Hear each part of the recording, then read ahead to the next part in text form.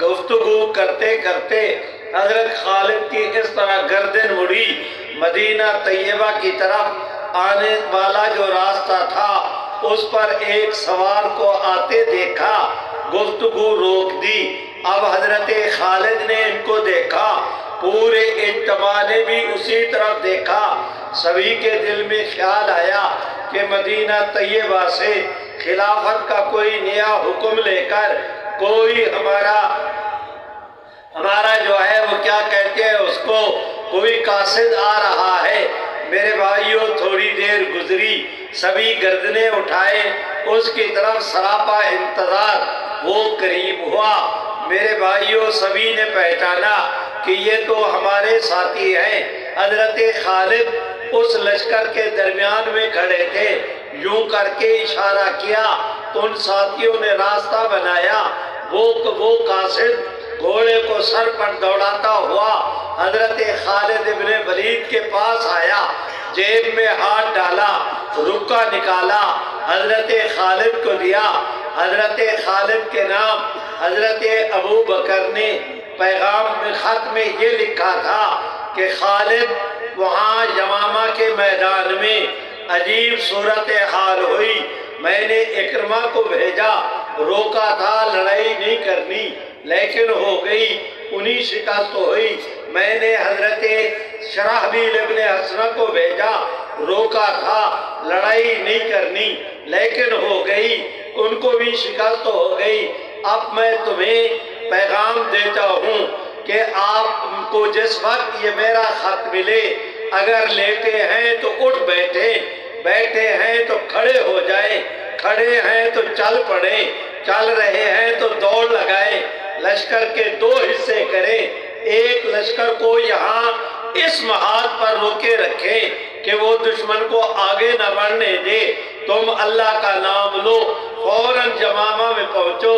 اللہ کی رحمت بھی تمہارے ساتھ، ابو بکر کی دعائیں بھی تمہارے ساتھ، جیسے حضور نے تمہارے لیے دعائیں کی تھی، حضور کی سنت سمجھ کر میں بھی آپ کی کامیابی کے لیے دعائیں کروں گا۔ اکرمہ کو تو میں نے روکا تھا، شرحبیل ابن حسنہ کو بھی روکا تھا، اب تمہارے اوپر کوئی پابندی نہیں، جاؤ جا کر ان دونوں لشکروں کو بھی ساتھ ملاؤ، آپ بھی وہاں پر پہنچیں، باہمی مشورہ کریں، اللہ کا نام لے کر آپ دشمن کے مقابلے میں صف آ رہا ہوں، رب کی رحمت تمہارے ساتھ ہوگی۔ بھائیو سبحان اللہ تو کہہ دو، ایسے نہیں زور سے، بالکل نہیں، جس کو اللہ جتنی توفیق دے اتنی بلند آواز سے، پورے ماحول اور پورے علاقہ کو گرما دو سبحان اللہ کی گونج سے، کہہ دو بلند، نہیں بھئی اور بلند آواز سے۔ میرے بھائیوں اس دنیا میں امت کی طرف سے رحمت عالم کی ختم نبوت کے تحفظ کے حوالے سے سب سے پہلے حضرت سیدنا صدیق اکبر رضی اللہ تعالیٰ عنہ نے اس کام کا آغاز کیا تھا۔ اسی مہینے کی نسبت سے آج کی اس کانفرنس کے عنوان کی نسبت سے سیدنا صدیق اکبر رضی اللہ تعالیٰ عنہ کا ایک واقعہ آپ دوستوں کے سامنے گوش گزار کرتا ہوں۔ آپ صلی اللہ علیہ وسلم کے وصال کے بعد سیدنا صدیق اکبر رضی اللہ تعالیٰ عنہ جس وقت مسند آرائے خلافت ہوئے، آپ کے سامنے کئی اہم امور پیش آئے۔ ان اہم امور میں سے ایک حضرت اسامہ کے لشکر کی روانگی تھی، جنہیں رحمت عالم نے روانہ کیا تھا، مدینہ طیبہ کے قریب تھے۔ آپ صلی اللہ علیہ وسلم کی بیماری کی اطلاع ملی، وہ سفر پر جانے کی بجائے واپس آ گئے۔ آپ صلی اللہ علیہ وسلم کا وصال ہوا، صدیق اکبر خلیفہ بنے۔ آپ نے پہلا کام خلافت سنبھالتے ہی یہ کیا کہ حضرت اسامہ کے لشکر کو روانہ فرمانے کا حکم دیا۔ میرے بھائیوں، دوسرا اہم مسئلہ سیدنا خالد ابن ولید کی سربراہی میں روم کے عیسائیوں کے مقابلہ میں ایک لشکر کی روانگی تھی۔ تیسرا اہم مسئلہ یہ کہ مدینہ طیبہ کے قرب و جوار کے بعض تازہ مسلمانوں نے بغاوت کا راستہ اختیار کرتے ہوئے معاذ اللہ یہاں تک کہہ دیا کہ ہم نماز روزہ تو ٹھیک ہے لیکن زکوٰۃ نہیں دیں گے، مانعین زکوٰۃ کا مسئلہ۔ میرے بھائیوں، حضرت سیدنا صدیق اکبر کو پتہ چلا، آپ نے اعلان کیا کہ نماز روزہ حج زکوٰۃ یہ جتنے فرائض ہیں ان میں سے کسی ایک کے انکار کرنے والا بھی مسلمان نہیں۔ ان لوگوں نے ارتداد کا راستہ اختیار کیا ہے، چنانچہ ان کے مقابلے میں جہاد ہوگا۔ میرے بھائیوں، میں تفصیلات میں نہیں جاتا۔ حضرت اسامہ کے لشکر کی روانگی، حضرت خالد ابن ولید کے لشکر کی روانگی، ان قبائل کے مقابلے کے لیے متعدد حضرات صحابہ اکرام کے لشکروں کی روانگی۔ اس کے بعد حضرت ابو بکر کو اطلاع ملی کہ جھوٹا مدعی نبوت یمامہ کا رہنے والا 60,000 آدمیوں کی جمعیت کے ساتھ وہ مدینہ طیبہ پر چڑھائی کرنا کا ارادہ کر رہا ہے۔ سیدنا صدیق اکبر نے حضرات صحابہ اکرام کی سربراہی میں اجلاس طلب کیا اور فیصلہ کیا کہ اس جھوٹے مدعی نبوت مسیلمہ کذاب کے خلاف لشکر کشی کی جائے۔ چنانچہ حضرت سیدنا اکرمہ کی سربراہی میں پہلا لشکر روانہ کیا گیا، لیکن لشکر کی روانگی کے وقت حضرت سیدنا صدیق اکبر نے حضرت اکرمہ سے رازداری کے ساتھ فرمایا کہ آپ نے جاتے ہی جنگ شروع نہیں کرنی، دشمن کا راستہ روکیں، انہیں پتہ چلے کہ ہم بے خبر نہیں کہ اچانک وہ ہم پر حملہ کر دے، آپ اس کا راستہ روکیں، محاذ کو سنبھالے رہیں، لیکن لڑائی کا آغاز نہ کرنا جب تک کہ میری طرف سے تمہیں دوبارہ اجازت نامہ نہ ملے۔ حضرت صدیق اکبر کا خیال تھا کہ اور بھی مسلمانوں کو اکٹھا کر کے ان کی ایک کمک حضرت اکرمہ کو بھیجیں گے۔ اتنے بڑے دشمن کے مقابلہ میں مسلمانوں کی جب کچھ جمعیت مضبوط ہو جائے گی تب لڑائی کا آغاز کریں گے۔ لیکن میرے بھائیوں،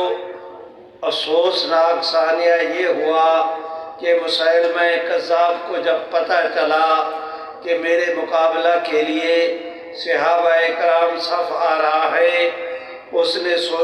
پرانا گھاٹ قسم کا آدمی تھا، اس نے یہ سوچا کہ یہ آج تھوڑے ہیں کل زیادہ ہو جائیں گے۔ اس نے شرارت کی، چھیڑ چھاڑ شروع کی، صحابہ اکرام بھی اس کے مقابلے میں صف آرا ہوئے۔ نہ چاہنے کے باوجود، صدیق اکبر کے روکنے کے باوجود اچانک جنگ چھڑ گئی اور صحابہ کرام کو شکست ہو گئی۔ میرے بھائیوں، میں درخواست کرتا ہوں، حضرت اکرمہ نے حضرت ابو بکر کو اطلاع دیتے ہوئے معذرت نامہ تحریر کیا کہ حضرت آپ نے ہمیں روکا تھا کہ جنگ نہیں کرنی، ہم نہیں چاہتے تھے کہ جنگ ہو، میں کوئی عذر نہیں کرتا، تقدیر ہم پر جو ہے وہ جاری ہو گئی، نہ چاہنے کے باوجود، آپ کے روکنے کے باوجود لڑائی ہو گئی اور ہمیں شکست ہو گئی۔ سیدنا صدیق اکبر رضی اللہ تعالیٰ عنہ کو جس وقت یہ خط پہنچا، آپ خط پڑھ رہے ہیں اور خط پڑھتے ہی فرمایا کہ حضرت اکرمہ کو کیا ہو گیا، یہ استاذی جانتا نہیں اور شاگردی کسی کی مانتا نہیں، کہ جنگ کے حالات کا انہیں پتہ نہیں، میرے کہنے کی بھی پابندی نہیں کی، لیکن جو ہونا تھا سو ہو چکا۔ آپ نے ایک اور لشکر تیار کیا، سیدنا شرحبیل ابن حسنہ کو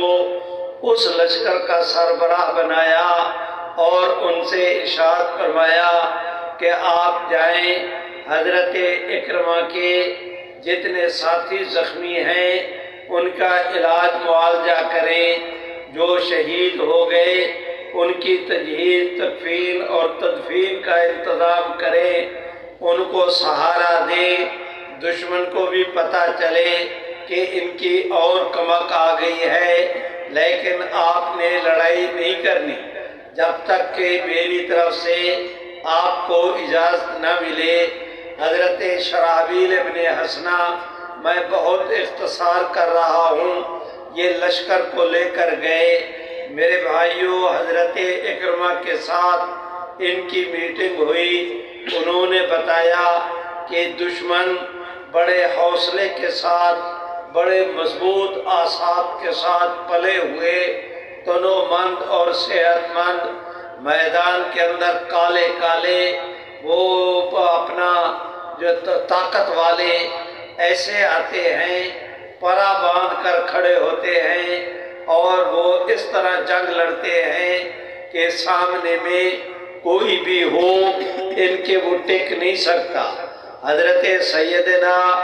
خالد اور اکرمہ کی میٹنگ جاری تھی، تفصیلات ایک دوسرے سے معلوم کی۔ اب مسلمہ کذاب کو پتہ چلا کہ مسلمانوں کی مدد کے لیے ایک اور فوج آ گئی ہے۔ اس نے نہ او دیکھا نہ تو دیکھا، دوبارہ ان پر چڑھائی شروع کر دی۔ کل کی فتح کے نشے میں وہ پہلے سے چور چور تھا۔ میرے بھائیوں، اس کا نقصان یہ ہوا کہ نہ چاہنے کے باوجود دوبارہ لڑائی ہو گئی اور دوبارہ بھی حضرات صحابہ کرام کو شکست ہوئی۔ حضرت شرحبیل ابن حسنہ نے معذرت نامہ حضرت ابو بکر کو لکھا کہ حضرت، آپ نے حضرت اکرمہ کو بھی روکا تھا، وہ نہیں چاہتے تھے لیکن لڑائی ہو گئی، آپ نے مجھے بھی روکا تھا، میں بھی نہیں چاہتا تھا لیکن لڑائی ہو گئی، اب کیا کیا جائے؟ حضرت ابو بکر نے خط پڑھا تو صحابہ کی طرف متوجہ ہو کر فرمایا کہ میں تمہیں بتا نہیں سکتا کہ حضرت شرحبیل ابن حسنہ کے اس خط نے ابو بکر کی کمر کو کتنا کمزور اور ٹیڑھا کر دیا ہے۔ اب صورتحال یہ کہ پہلے کئی لشکر بھیجے جا چکے، 2 مسلمہ کے خلاف بھی لشکر بھیجے جا چکے، مدینہ طیبہ کی آخر آبادی کتنا تھی، مزید کتنے لشکر بھیجتے، ان کے لیے مشکل کھڑی ہوئی۔ فوراً سیدنا صدیق اکبر نے فیصلہ کیا، نماز کے بعد کھڑے ہوئے، صحابہ سے فرمایا تم میں کوئی نوجوان ہے جو بوڑھے ابو بکر کی مدد کرے؟ ایک 27-30 سال کا نوجوان اچانک جمپ لگایا، کھڑا ہوا، اس نے کہا جی میں حاضر ہوں۔ حضرت ابو بکر نے فرمایا کہ میاں تم جاؤ، تیاری کرو، گھر میں جو روکھا سوکھا کھانا ہے وہ باندھ لو، گھوڑے پر کاٹھی کسو، تیاری کرو، فوراً میرے پاس پہنچو، میں خط لکھتا ہوں۔ میرے بھائیوں، حضرت ابو بکر نے اس آدمی کو تیاری کے لیے بھیجا، خود حضرت خالد ابن ولید کے نام خط لکھنے کے لیے بیٹھے۔ ابھی خط لکھ کر اس پر دستخط نہیں کیے تھے۔ دوسری دفعہ خط کو پڑھنا بھی تھا کہ اتنی دیر میں وہ جوان تیاری کر کے واپس آ گیا گھوڑے پر سوار۔ میرے بھائیوں، چند روکھی سوکھی روٹیاں، 2-4 دانے زیتون کے، 5-7 کھجورے، یہ اس کا زاد راہ اور کھانا۔ وہ اب اچانک واپس آیا گھوڑے پر سوار۔ حضرت ابو بکر کو دیکھا کہ وہ بیٹھے خط لکھ رہے ہیں۔ وہ جوان گھوڑے سے نیچے اترنے لگا۔ حضرت ابو بکر نے اشارے سے روک دیا، الا مکانک، کہ میاں اپنی جگہ پر ٹکے رہو، نیچے اترنے کی تمہیں اجازت نہیں۔ خود کھڑے ہوئے اس کی رکاب کے ساتھ ساتھ چلنے لگے کہ تم گھوڑے کو چلاؤ، میں ساتھ چلتا ہوں۔ چلتے چلتے خط بھی پڑھا، اس کے اوپر دستخط بھی کیے۔ حضرت خالد کے نام خط لے کر روانہ ہونے لگا یہ جوان۔ تو حضرت ابو بکر نے فرمایا، میاں دریا ہوں یا جنگل، پہاڑ ہوں یا جھاڑییں، آپ گرمی سردی، دن رات، دھوپ اندھیرے کی پرواہ کیے بغیر اپنے سفر کو جاری رکھیں، اللہ کی رحمت بھی آپ کے ساتھ ہوگی، ابو بکر کی دعائیں بھی آپ کے ساتھ ہوں گی۔ اہم خط ہے روم کے علاقے کی طرف، حضرت خالد فلاں میدان میں فلاں محاذ پر جنگ کے اندر شریک ہے، میرا یہ خط ان تک لے جاؤ۔ میرے بھائیوں، میں درخواست کرتا ہوں، ایک دن یہ آدمی صبح شام دن رات اس نے سفر کیا۔ اس کا اپنا بیان ہے کہ حضرت ابو بکر نے میرے لیے دعا کیا کی کہ میں نے سفر کا آغاز کیا، میرے لیے سفر اتنا آسان ہو گیا کہ جیسے اللہ کی رحمت کے فرشتے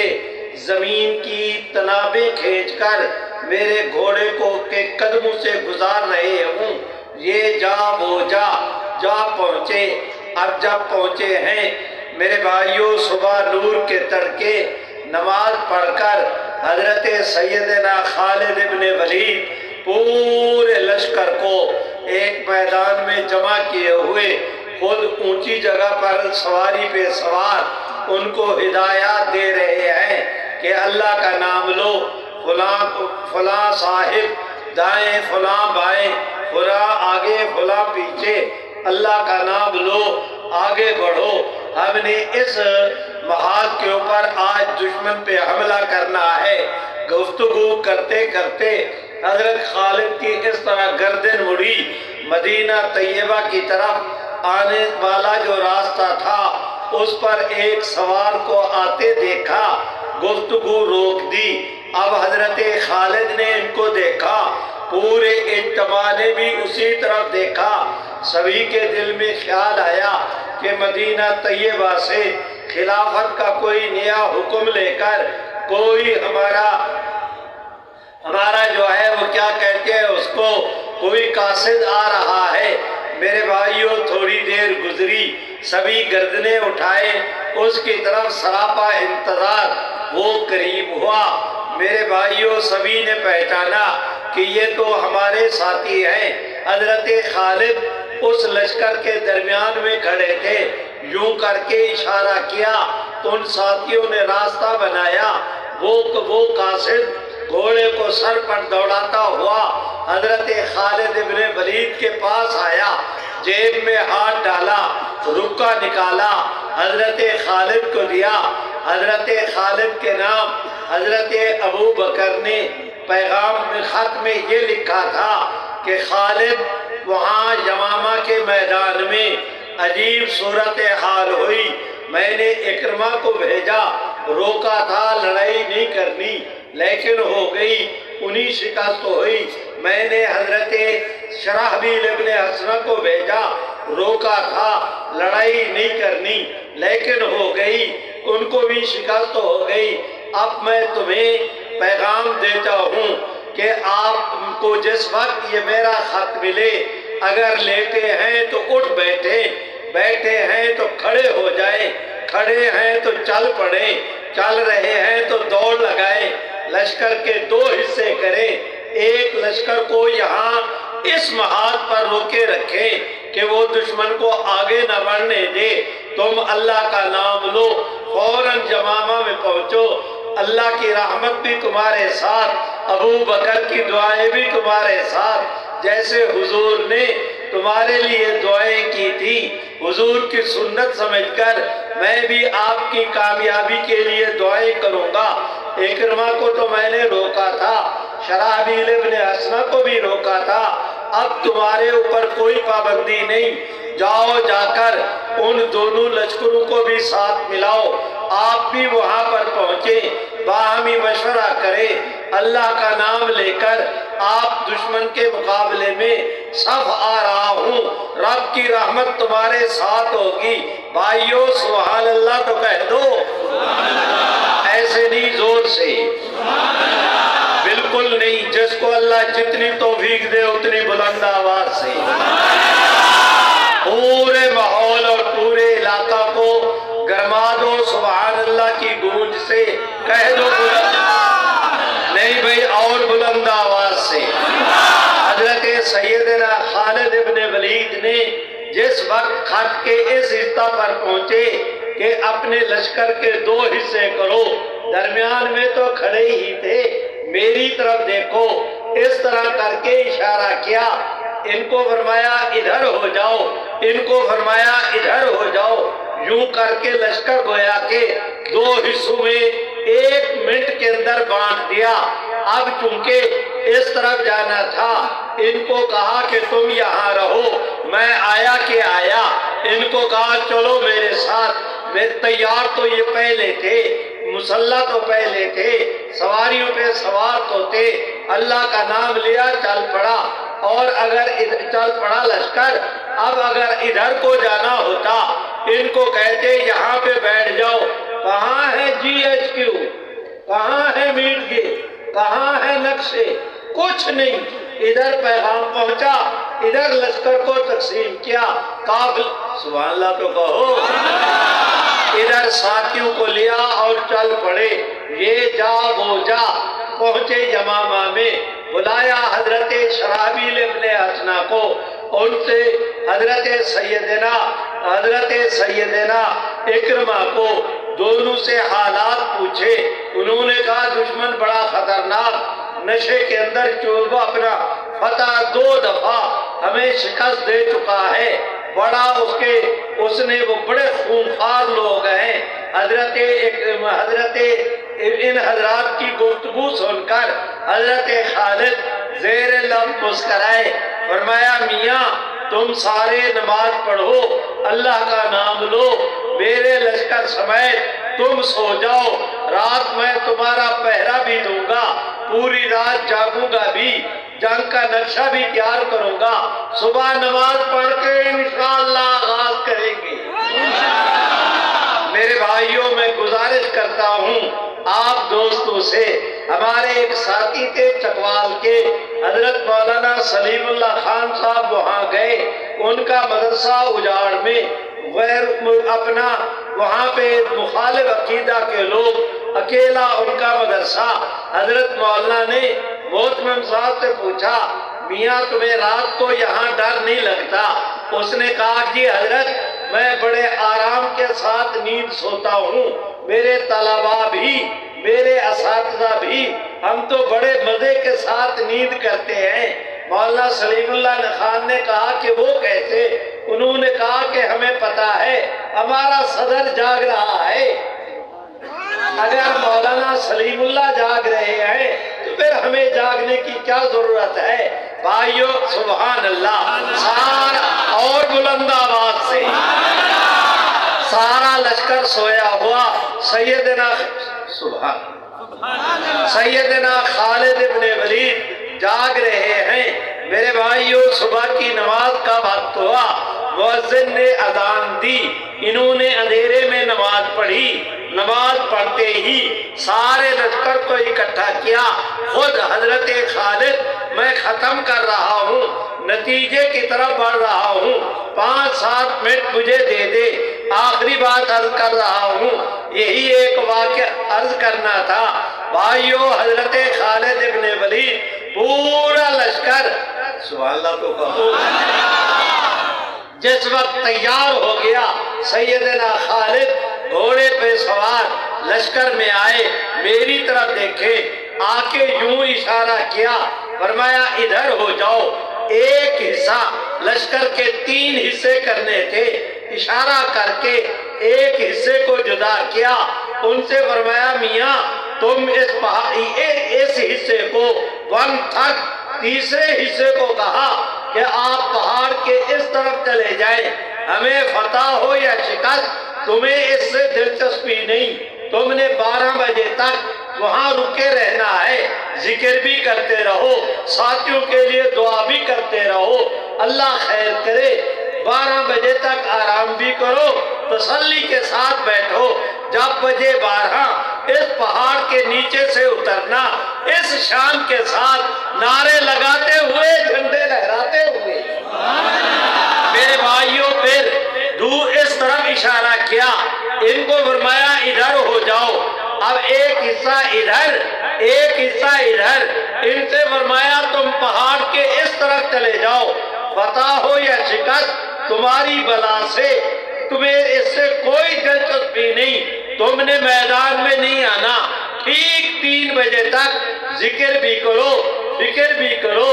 دعائیں بھی کرو، 3 بجے تم نے اس پہاڑ کے اوپر سے نیچے میدان میں اترنا ہے، اس شان کے ساتھ کے نعرے لگاتے ہوئے، جھنڈے لہراتے ہوئے۔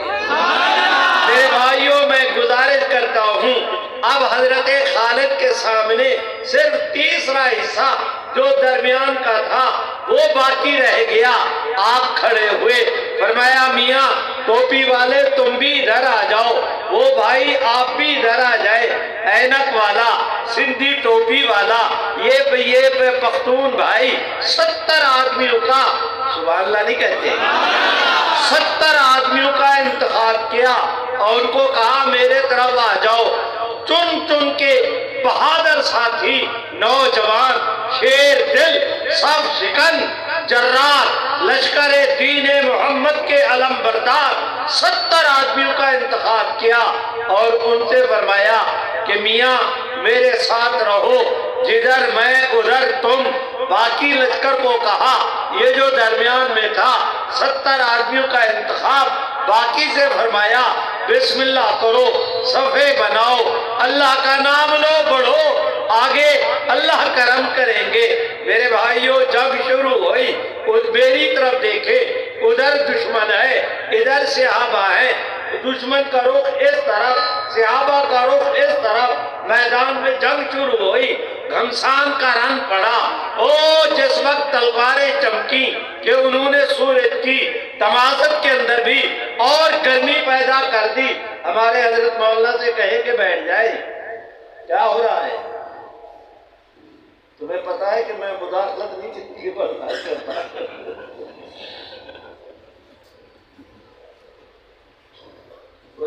کوئی شریفو تم کیوں کھڑے ہو، چلو بیٹھ جاؤ، جس کو جہاں جگہ ملتی ہے، چلو شاباش،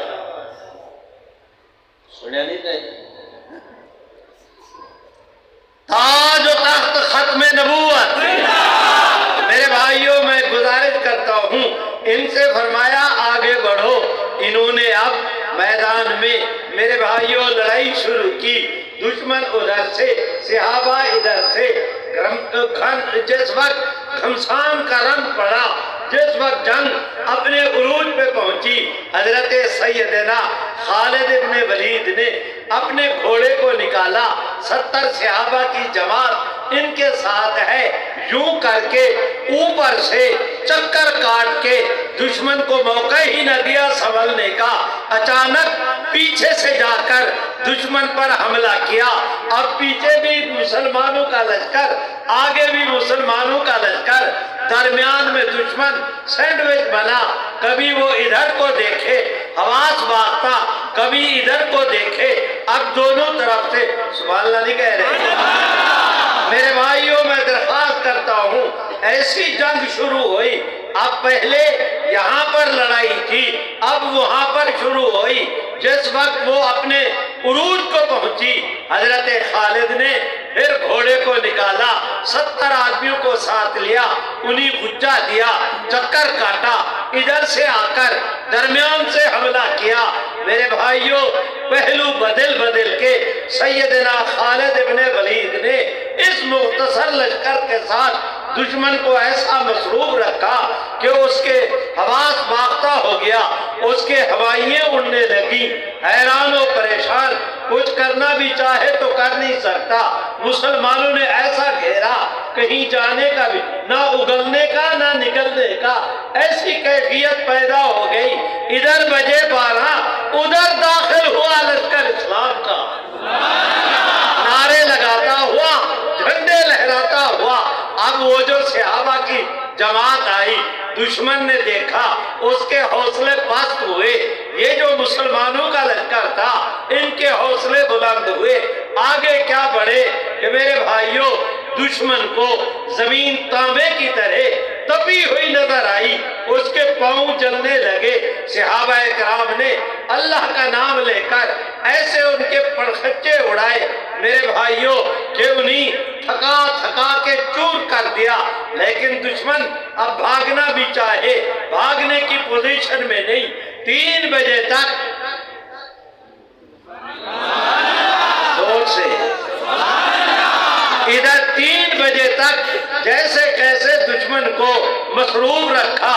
اب بجے نہ 3، اترا لشکر اسلام کا پہاڑ سے، نعرے لگاتا ہوا، جھنڈے لہراتا ہوا۔ یہ کیا آئے کہ مسلمانوں کے لیے رب کی رحمت آ گئی۔ اب جو لشکر نے آخری بار حملہ کیا، دشمن کو سوائے دوڑنے کے کوئی چارہ کار نہ رہا۔ وہ آگے، صحابہ پیچھے، مار مار کے گاجر مولی کی طرح کاٹ کاٹ کے انہیں سلاد بنایا۔ ایک روایت کے مطابق علماء کا شوق ہو، امہات الکتب، میرے بھائیوں، تبری ہے، ابن خلدون ہے، تاریخ الکامل ہے، جاؤ دیکھو، ان میں صدیق اکبر کے عہد خلافت کی اس جنگ کے حالات کو میں نے ماخذ بتا دیے، اشارہ کر دیا۔ گزارش کرتا ہوں، ایک روایت کے مطابق 28,000 آدمی مسیلمہ کذاب کے اس میدان میں کام آئے۔ دشمن آگے آگے، صحابہ پیچھے پیچھے۔ اس بھائیوں، ان اترنے والوں کو بھی تم نے دیکھا تھا، ان اترنے والوں کو بھی تم نے دیکھا تھا، اب تعاقب کرنے والوں کو بھی دیکھو کس شان کے ساتھ جا رہے ہیں۔ دشمن کے لیے اب کوئی راستہ نہ رہا سوائے اس کے کہ انہوں نے ایک باغ بنا رکھا تھا، چمن، جس کا نام تھا حدیقۃ الرحمن۔ اس کی کوہ قامت اونچی اونچی دیواریں، فلک بوز، اس کے اندر داخل ہوئے، دروازہ بند کیا، مسیلمہ مارا گیا۔ اس کے جتنے حواری انصاری تھے، جتنے اس کے اعضاء تھے، جتنے اس کے دست و بازو تھے، سب کا کچومر اور بلند آواز سے میرے بھائیوں، اب جب دشمن لشکر بند ہو گیا، اب صحابہ باہر کھڑے ہیں، اندر جانے، وہ قلعہ بند ہے، یہ باہر کھڑے ہیں، یہ جا نہیں سکتے، وہ دروازہ نہیں کھولتے اور راستہ کوئی نہیں۔ ایک صحابی آئے، حضرت خالد سے کہا، حضرت مہربانی کریں، کسی طرح اٹھا کے مجھے دیوار کے اندر پھینک دے، دروازہ کھولنا مجھے اکیلے کے ذمہ رہا۔ سیدنا خالد نے کہا، وہ ہزاروں، تم اکیلے، تمہیں بھیجوں، نقصان پہنچ جائے، قیامت کے دن کون ذمہ دار ہوگا؟ میں ایسے نہیں کرتا۔ اس نے پاؤں پہ ہاتھ رکھ دیے، حضرت میری منت مانے، مجھے نہیں پتا، میرے دل میں داعیہ پیدا ہوا ہے، یہ بلا وجہ نہیں، یہ رب کی طرف سے حکم ہے، آپ مجھے بھیجے، میں دروازہ کھولتا ہوں۔ حضرت خالد نے ایک آدمی کو نیچے بٹھایا، دوسرے کو اس کے کندھے پہ، ان کو ان کے کندھے پہ، نیچے والا کھڑا ہوا، اوپر والا کھڑا ہوا، آخر میں یہ کھڑے ہوئے، یوں کر کے 3 آدمی ایک دوسرے، سبحان اللہ نہیں کہتے، وہ آخری آدمی جس نے دیوار کو پھلانگنا تھا، اس کا دیوار کے اوپر والے کنارے پہ ہاتھ پہنچا، اس نے اس کو پکڑا، چھلانگ لگائی، سنبھلا، نیچے تڑاک ہوا، ادھر تڑاک ہوا، تلوار اس کے پاس ہے، نیچے گرتے ہی زوردار جو پڑاخا ہوا وہ دشمن جاگا، انہوں نے تعاقب شروع کیا، اتنے میں یہ جمپ لگا کے کھڑے ہو گئے تھے، تلوار سنبھال لی تھی، وہ آگے بڑھے، یہ ان کو کاٹتے پھاڑتے، میرے بھائیوں انہی گجا دیتے، چکر چلاتے، انہی جو ہے آگے پیچھے سے ان کی جلغار میں اکیلا آدمی میرے بھائیوں تیر کی طرح آگے بڑھے، دروازے کے قریب پہنچے، مارا زور سے تلوار کو، کاٹا اس کے کونڈے کو، مارا اپنا پاؤں، دیا دھکا، کھلا دروازہ، داخل ہوا لشکر اسلام کا۔ میرے بھائیوں یہی سیدنا خالد ابن ولید ہے، جو سیدنا صدیق اکبر کے حکم پر آج جھوٹے مدعی نبوت مسیلمہ کذاب کے مقابلے میں اترے تھے۔ سنو، مولانا عزیز الرحمان کہہ رہے تھے، آپ سے وعدہ لے رہے تھے کہ ہم ختم نبوت کے تحفظ کا کام کریں گے، میں بھی ان کی تائید کرتے ہوئے آپ سے پوچھتا ہوں، اس کام کے کرنے کے لیے تیار ہو؟ جو تیار ہیں ہاتھ اٹھا کے لہرا کے کہہ دو نا یہ تیار ہے۔ اسی طرح ہاتھ لہراؤ جس طرح انہوں نے جھنڈے لہرائے تھے، کہہ دو نا تیار ہے۔ سنو آپ سے کہہ رہا ہوں، اگر آپ اس کام کے لیے تیار ہیں تو پھر یقین جانے کہ آپ کے سپاہ سالار ابو بکر ہے۔ اگر آپ حضرات اس کام کے لیے تیار ہیں تو اس کام کے پہلے جرنیل حضور سبحان آئیو زور سے آپ صلی اللہ علیہ وسلم کی ختم نبوت کا تحفظ کرنے میں پیش ذات اقدس سیدنا صدیق اکبر کی بھائیو عزت حضور کی پہرے دار ابو بکر،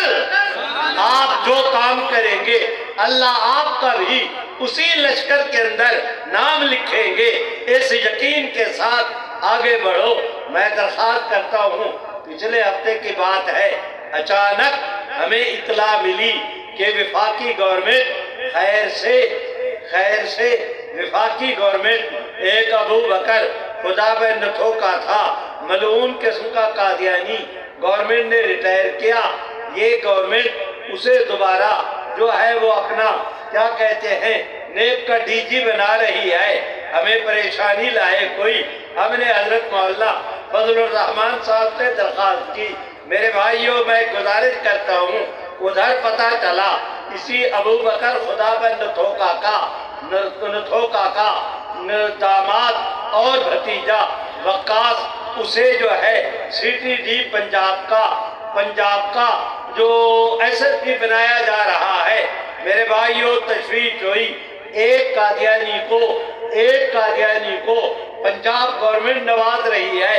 ایک قادیانی کو وفاقی گورنمنٹ، اب ہم کرتے تو کیا؟ مولانا قاری محمد حنیف صاحب نے کہا، ہمارے ساتھی ہیں جناب مولانا عبید الرحمان انور تلاگنگ کے، انہوں نے عمار یاسر کو کہا، انہوں نے پنجاب کے وزیر اعلیٰ ان کو کہا، اللہ نے کرم کیا، میری زور سے اور بلند آواز سے، اللہ نے کرم کیا، 2 دن کے بعد اس کا تبادلہ، ابھی اس نے 4 بھی نہیں سنبھالا تھا، بدھو خیر سے گھر کو واپس لوٹ کے آئے تو اس نے 4 بھی نہیں سنبھالا تھا، تبادلہ کینسل ہوا، اپنی جگہ پہ پہنچے، وہیں پہ خاک جہاں کا خبیر تھا، جتے دی کھوتی اتھے جا کھلوتی، وہاں جا کھڑا ہوا۔ میرے بھائیوں اللہ نے یہ کامیابی بخشی۔ سنو آپ سے کہتا ہوں، ادھر مولانا فضل نہیں بھائی زور سے، ادھر حضرت مولانا فضل الرحمان نے للکارا، پنجاب کا اپنا وزیر اعظم سے پوچھا وہ جتنے ادارے تھے ان سے پوچھا، جس وقت مولانا نے زور سے، ایسے نہیں اور بلند آواز، تمہیں پتہ نہیں میں ختم کر رہا ہوں، سنو، آپ سے گزارش کرتا ہوں، مولانا نے جس وقت قہر آلود آنکھوں کے ساتھ، جلال کے ساتھ ان سے پوچھا کہ یہ قادیانیوں کو نوازنے کی تم نے کیا پالیسی اختیار کر رکھی ہے، میرے بھائیوں، حق کی للکار آئی، باطل بھاگ گیا،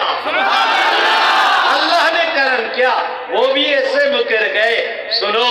آپ سے کہتا ہوں کہ یہ ایک زمانہ تھا کہ اعلان کر رہے تھے یہ ابو بکر قادیانی آئے گا، مولانا نے للکارا، دنیا نے دیکھا، کفر ہار کیا، اسلام جیت گیا۔ یہاں سے جاؤ تو یہ پیغام لے کر جاؤ کہ جب تک جان میں جان باقی ہے حضور کی ختم نبوت کا تحفظ کیا جائے گا، جو کہتے ہیں کیا جائے گا، ہاتھ اٹھا کے زور سے کہہ دو نہ کیا جائے گا۔ اب میں نعرہ لگاتا ہوں، تم اس کا جواب دو، میں اجازت لوں، یہ کانفرنس تو جاری رہے گی، میرے ساتھ مل کے کہو، تاج و تخت ختم نبوت، ایسا کہتے ہو بھائیو اور بلند آواز سے، تاج و تخت ختم نبوت، تم حضور کے نام کو بلند کرو، اللہ تمہیں دنیا آخرت میں بلند کریں گے، کہہ دو زور سے، تاج و تخت ختم نبوت۔